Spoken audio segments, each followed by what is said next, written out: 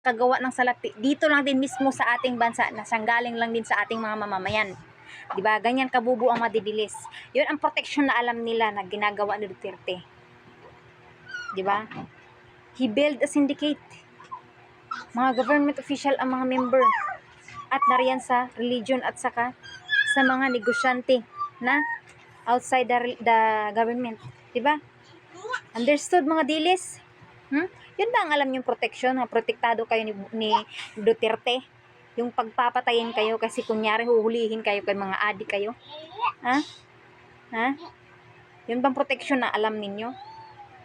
Dapat yung pinagpapatay ni Duterte dati, yung mga drug lord. 'Di ba? At saka yung mga dayuhan na nagdala ng sindikian ng mga droga dito.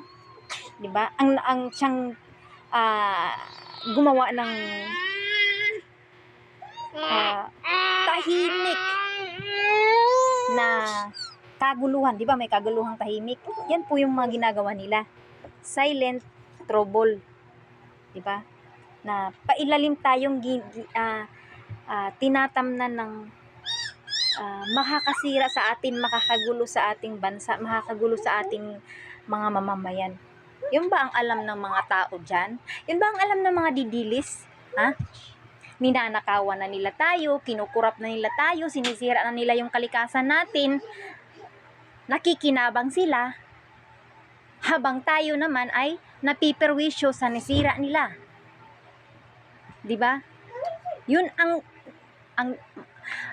ang dapat ninyong isipin, mga bulok na didilis, mga supporter ni Sara.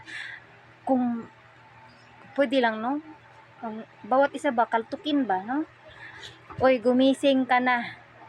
Dilat na dilat yung mata mo pero tulog yung isip at puso mo. Sarap ganunin ba, no? Sarap talagang ganunin. 'Di ba? Sarap ganunin. Ba? Meron kasi yung iba kasi na nagpretend na kakampi ng president, meron. Pero they are into both side. Kung sino ang mananalo, doon na naman sila. Alam nyo, itong ginagawa talaga na religion nito is kung sino ang mananalo, kung sino ba talaga ang mananatili, kung mananatili ang Pangulo, doon sila. Kung makaakyat naman ang mga Duterte, doon na naman sila.